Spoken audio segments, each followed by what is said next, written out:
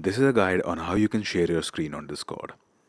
If you find this guide helpful, consider subscribing and liking the video. Okay, so today's guide is pretty simple. It's very easy. Okay.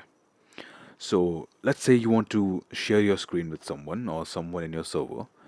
So what you're gonna do is you're gonna join a voice channel. As you can see, under the voice channel category, there's a general chat, general VC. We're gonna click on that. By the way, VC stands for voice chat. So yeah, this is the general VC. You're gonna click on join. You'll see a lot of options here, as you can see.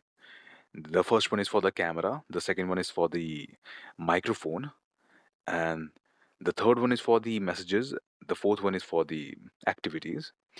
You're gonna slide this bar to the top, so you'll see more options, and you're gonna click on the share your screen button.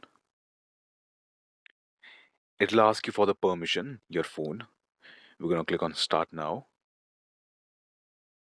As you can see, it says you're sharing your screen. So whatever is on your screen, your the server members or the person in the voice chat can see if they've joined the stream. And that's pretty much how you can start a stream on Discord.